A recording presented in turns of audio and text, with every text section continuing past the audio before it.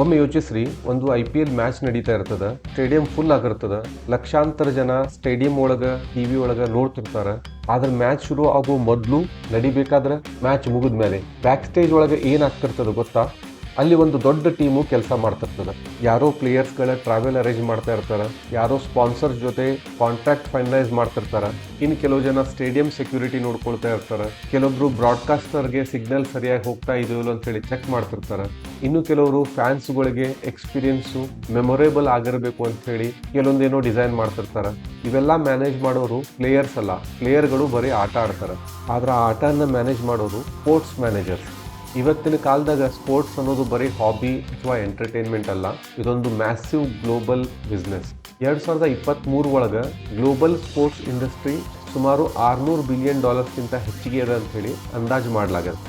IPL ಥರ ಲೀಗ್ಸು, Olympics ಥರ global events, football clubs, ಈ ಸ್ಪೋರ್ಟ್ಸ್ ಟೂರ್ನಮೆಂಟ್ಸ್ ಇವೆಲ್ಲದರ ಹಿಂದೆ ದೊಡ್ಡ ಪ್ರೊಫೆಷನಲ್ ಮ್ಯಾನೇಜ್ಮೆಂಟ್ ಸಿಸ್ಟಮ್ಗಳು ಕೆಲಸ ಮಾಡ್ತಿರ್ತಾವೆ. ಅದಕ್ಕಾಗಿ ಇವತ್ತು ಯೂನಿವರ್ಸಿಟಿ ಒಳಗೆ ಒಂದು ಸ್ಪೆಷಲ್ ಅಕಾಡೆಮಿಕ್ ಫೀಲ್ಡ್ ಅದ, ಅದು ಸ್ಪೋರ್ಟ್ಸ್ ಮ್ಯಾನೇಜ್ಮೆಂಟ್. ಇವತ್ತಿನ ವಿಡಿಯೋ ಅದರ ಬಗ್ಗೆ. ನೀವು ನಮ್ಮ ಚಾನೆಲ್ ಸಬ್ಸ್ಕ್ರೈಬ್ ಮಾಡಿಲ್ಲ ಅಂತಂದ್ರೆ ಸಬ್ಸ್ಕ್ರೈಬ್ ಬಟನ್ ಅನ್ನ ಪ್ರೆಸ್ ಮಾಡ್ರಿ. ಈ ಮೊದಲೇ ಹೇಳ್ದಂಗೆ ಸ್ಪೋರ್ಟ್ಸ್ ಇಂಡಸ್ಟ್ರಿ ಗಾತ್ರ ಬಹಳ ದೊಡ್ಡದಾಗದ. ಗ್ಲೋಬಲ್ ಸ್ಪೋರ್ಟ್ಸ್ ಮಾರ್ಕೆಟ್ ವರ್ಷಕ್ಕೆ ಸುಮಾರು 480 ರಿಂದ 600 ಬಿಲಿಯನ್ ಮೌಲ್ಯ ಹೊಂದದ. ಇದ್ರೊಳಗೆ ಈ ಕೆಳಗಿನ ಮೂಲಗಳಿಂದ ಬರೋ ಆದಾಯ ಸೇರ್ಕೊಂಡದ: broadcasting rights, sponsorships, ticket sales, merchandising, digital media, ಇಂಥವೆಲ್ಲ. ಎಷ್ಟು ದೊಡ್ಡ ಲೀಗ್ಸ್ ಇರ್ತಾವ ಇಷ್ಟು ಜಾಸ್ತಿ ಹಣ. ಉದಾಹರಣೆಗೆ NFL ಅಂತ ಹೇಳಿ ನ್ಯಾಷನಲ್ ಫುಟ್ಬಾಲ್ ಲೀಗ್ ಅಮೆರಿಕದಾಗ ಆಗ್ತದ. ಅದರ ವಾರ್ಷಿಕ ಆದಾಯ $18 ಬಿಲಿಯನ್. UK ಒಳಗ ಪ್ರೀಮಿಯರ್ ಲೀಗ್ ಫುಟ್ಬಾಲ್ $7 ರಿಂದ $8 ಬಿಲಿಯನ್. NBA ಅದರದ್ದು $10 ಬಿಲಿಯನ್. ಈ ತರ ಸಿಕ್ಕಾಪಟ್ಟೆ ದುಡ್ಡಿರುವಂತ ಫೀಲ್ಡ್ ಇದು. ಭಾರತದೊಳಗ ಸ್ಪೋರ್ಟ್ಸ್ ಇಂಡಸ್ಟ್ರಿ ಗಾತ್ರ ವರ್ಷಕ್ಕೆ ಸುಮಾರು 15 ರಿಂದ 18 ಸಾವಿರ ಕೋಟಿ ಅದ. ಇದ್ರೊಳಗ IPL ಒಂದು ಇಂಡಿಯನ್ ಪ್ರೀಮಿಯರ್ ಲೀಗ್ ಕ್ರಿಕೆಟ್ ಒಳಗ 48 ಸಾವಿರ ಕೋಟಿ ಮೌಲ್ಯ ಹೊಂದದಂತ. Pro kabaddi league, Indian super league, ಇಂಥವೆಲ್ಲ ಹೊಸದಾಗಿ ಬರ್ತಿರೋ ಲೀಗ್ಗಳು ಈ ಮಾರ್ಕೆಟ್ ಅನ್ನು ಇನ್ನೂ ಜಾಸ್ತಿ ಬೆಳೆಸ್ತಾ ಇದಾವೆ. ಈ ಬೆಳವಣಿಗೆಯಿಂದಾಗಿ ಈ ಫೀಲ್ಡ್ ಅಲ್ಲಿ ಕೆಲಸ ಮಾಡೋ ಪ್ರೊಫೆಷನಲ್ಗೆ ಜಾಸ್ತಿ ಬೇಡಿಕೆ ಆಗ್ಯದ. ಇದ್ರೊಳಗೆ sports marketing, team management, event management, athlete management ಇಂಥವೆಲ್ಲ ಸುಮಾರು ಪ್ರೊಫೆಷನ್ಸ್ ಅವ. ಸ್ಪೋರ್ಟ್ಸ್ ಮ್ಯಾನೇಜ್ಮೆಂಟ್ ಅಂದ್ರೆ ಏನು? ಅದು ಸ್ಪೋರ್ಟ್ಸ್ನ ಬಿಸ್ನೆಸ್ ಭಾಗ. ಅವ್ರೇನ್ ಮ್ಯಾನೇಜ್ ಮಾಡ್ತಾರಂದ್ರೆ ಟೂರ್ನಮೆಂಟ್ಸ್ಗಳನ್ನ, ಟೀಮ್ಗಳನ್ನ, sponsorships, stadium operations, marketing campaigns, broadcasting deals ಇಂಥವನ್ನೆಲ್ಲ ಇವರು ಪ್ಲಾನ್ ಮಾಡಿ ಮ್ಯಾನೇಜ್ ಮಾಡ್ತಾರೆ. PUC ಆದ್ಮೇಲೆ ಯಾವ ಕೋರ್ಸಸ್ಗಳವ ಈ ಮ್ಯಾನೇಜ್ಮೆಂಟ್ ಅನ್ನ ಸ್ಟಡಿ ಮಾಡ್ಲಿಕ್ಕೆ ಅಂತಂದ್ರೆ BBA ಇನ್ ಸ್ಪೋರ್ಟ್ಸ್ ಮ್ಯಾನೇಜ್ಮೆಂಟ್ ಅಂತಂದದ 3 ವರ್ಷದ ಕೋರ್ಸು. ಇದ್ರೊಳಗೆ sports marketing, event management, sports finance, sports law, athlete management, sponsorship management ಇಂಥವೆಲ್ಲ ಸಬ್ಜೆಕ್ಟ್ಗಳನ್ನು ಕಲಿಸ್ತಾರೆ. BSc ಇನ್ ಸ್ಪೋರ್ಟ್ಸ್ ಮ್ಯಾನೇಜ್ಮೆಂಟ್ ಅಥವಾ ಸ್ಪೋರ್ಟ್ಸ್ ಸೈನ್ಸ್ ಅನ್ನೋದು 3 ವರ್ಷದ ಡಿಗ್ರಿ. ಇದ್ರೊಳಗೆ sports science, fitness training, sports administration ಇಂಥವನ್ನೆಲ್ಲ ಕಲಿಸ್ತಾರೆ. BA ಇನ್ ಸ್ಪೋರ್ಟ್ಸ್ ಮ್ಯಾನೇಜ್ಮೆಂಟ್ 3 ವರ್ಷದ ಡಿಗ್ರಿ.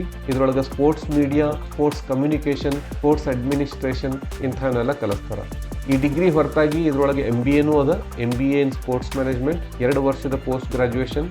ಇದ್ರೊಳಗೆ ಸ್ಪೋರ್ಟ್ಸ್ ಬಿಸ್ನೆಸ್ ಸ್ಟ್ರಾಟಜಿನ ಕಲಿಸ್ತಾರೆ. League management, sports analytics, international sports business ಇಂಥವನ್ನೆಲ್ಲ ವಿದ್ಯಾರ್ಥಿಗಳು ಓದಬಹುದು. ಈ ಡಿಗ್ರಿಗಳನ್ನು ಕೊಡುವಂಥ ಕರ್ನಾಟಕದ ಕಾಲೇಜ್ಗಳನ್ನು ನೋಡೋಣ. Jain university, ISBR business school, international institute of sports management, IISM, national institute of sports ಇವೆಲ್ಲ ಸ್ಪೋರ್ಟ್ಸ್ಗೆ ಡೆಡಿಕೇಟೆಡ್ ಆಗಿರುವಂಥ ಕಾಲೇಜ್ಗಳು. ಆಮೇಲೆ ಡಿಗ್ರಿ ಕೋರ್ಸ್ಗಳನ್ನು ಆಫರ್ ಮಾಡುವಂಥವು. ಅದು ನ್ಯಾಷನಲ್ ಲೆವೆಲ್ ನೀವು ಕಲಿಬೇಕು ಅಂದ್ರೆ IISM ಮುಂಬೈದೊಳಗೂ ಅದ, Symbiosis school of sports sciences ಅಂತ ಹೇಳಿ ಪುಣೆ ಒಳಗದ, UPES school of business Dehradun, MIT university, ಆಮೇಲೆ ಗ್ವಾಲಿಯರ್ ಒಳಗೆ Lakshmibai national institute of physical education ಅನ್ನೋದು ಅದ. ನೀವು ವಿಡಿಯೋ ಪಾಸ್ ಮಾಡಿ ಈ ಕಾಲೇಜ್ ಲಿಸ್ಟ್ಗಳನ್ನು ನೋಡ್ಬೋದು. ಈ ಸ್ಪೋರ್ಟ್ಸ್ ಇಂಡಸ್ಟ್ರಿ ಒಳಗಿನ ಡಿಪಾರ್ಟ್ಮೆಂಟ್ಗಳನ್ನು ನೋಡೋಣ.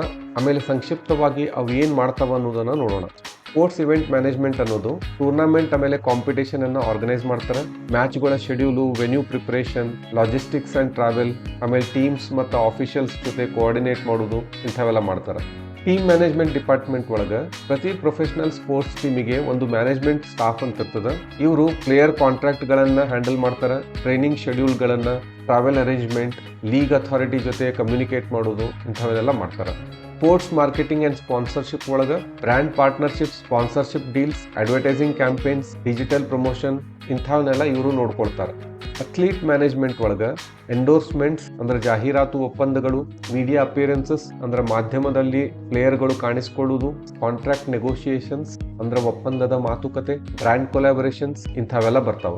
ಮೀಡಿಯಾ ಅಂಡ್ ಬ್ರಾಡ್ಕಾಸ್ಟಿಂಗ್ ಡಿಪಾರ್ಟ್ಮೆಂಟ್ ಒಳಗ ಟೆಲಿವಿಷನ್ ಕವರೇಜ್, ಸ್ಟ್ರೀಮಿಂಗ್ ರೈಟ್ಸ್ ಅಂದ್ರೆ ಯಾವ್ಯಾವ ಚಾನೆಲ್ಗಳಿಗೆ ಆನ್ಲೈನ್ ಹಕ್ಕುಗಳನ್ನ ಕೊಡೋದು ಅಂತ ಹೇಳಿ, ಕಾಮೆಂಟರಿ ಪ್ರೊಡಕ್ಷನ್, ಸ್ಪೋರ್ಟ್ಸ್ ಜರ್ನಲಿಸಂ ಇಂಥವೆಲ್ಲ ಬರ್ತಾವ. ಸ್ಟೇಡಿಯಂ ಅಂಡ್ ವೆನ್ಯೂ ಮ್ಯಾನೇಜ್ಮೆಂಟ್ ಒಳಗ crowd management, safety systems, ticketing, stadium operations ಇವೆಲ್ಲ ಬರ್ತಾವ. ಸ್ಪೋರ್ಟ್ಸ್ ಅನಾಲಿಟಿಕ್ಸ್ ಒಳಗ player performance data, match statistics, tactical strategies ಇಂಥವೆಲ್ಲ ಬರ್ತಾವ. ನಿಮಗೆ ಇದ್ರ ಬಗ್ಗೆ ಜಾಸ್ತಿ ಮಾಹಿತಿ ಬೇಕು ಅಂತಂದ್ರೆ ನಮ್ಮ ಚಾನೆಲ್ ಒಳಗೊಂದು ಸ್ಪೆಷಲ್ ಆಗಿ ವಿಡಿಯೋ ಅದ, ಸ್ಪೋರ್ಟ್ಸ್ ಅನಲಿಸ್ಟ್ ಹೆಂಗಾಗಬೇಕು ಅನ್ನೋದು, ಅದನ್ನು ನೀವು ನೋಡ್ಬೋದು. ಸ್ಪೋರ್ಟ್ಸ್ ಅಡ್ಮಿನಿಸ್ಟ್ರೇಷನ್ ಡಿಪಾರ್ಟ್ಮೆಂಟ್ನವರು ನ್ಯಾಷನಲ್ ಸ್ಪೋರ್ಟ್ಸ್ ಫೆಡರೇಷನ್ಸ್ ಜೊತೆ ಕೆಲಸ ಮಾಡ್ತಾರೆ. Olympic associations, government sports authorities ಇಂಥ ಬಾಡಿಗಳ ಜೊತೆ ಇವರು ಕೋಆರ್ಡಿನೇಟ್ ಮಾಡಿ ಆಟಗಾರರಿಗೆ ಸಹಾಯ ಮಾಡ್ತಾರೆ.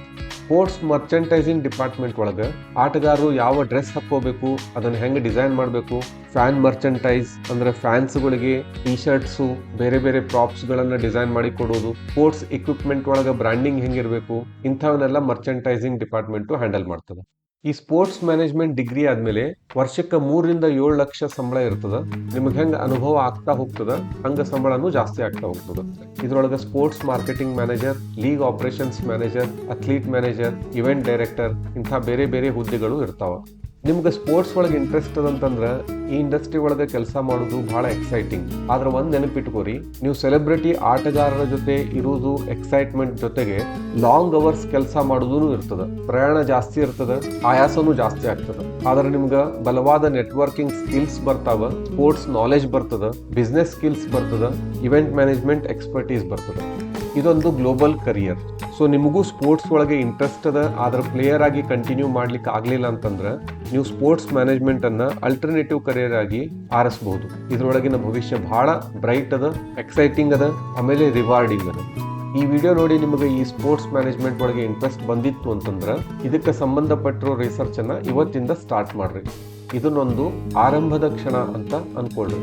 ಈ ವಿಡಿಯೋ ಇಷ್ಟ ಆದ್ರೆ ಲೈಕ್ ಮಾಡ್ರಿ, ಬೇರೆದವ್ರ ಜೊತೆಗೂ ಹಂಚ್ಕೊಳ್ರಿ. ಇಂಥ ವಿಡಿಯೋಗಳನ್ನು ನೋಡ್ತಾ ಇರ್ಲಿಕ್ಕೆ ನಮ್ಮ ಚಾನೆಲ್ ಅನ್ನ ಸಬ್ಸ್ಕ್ರೈಬ್ ಮಾಡಿ. ಜೈ ಹಿಂದ್, ಜೈ ಕರ್ನಾಟಕ.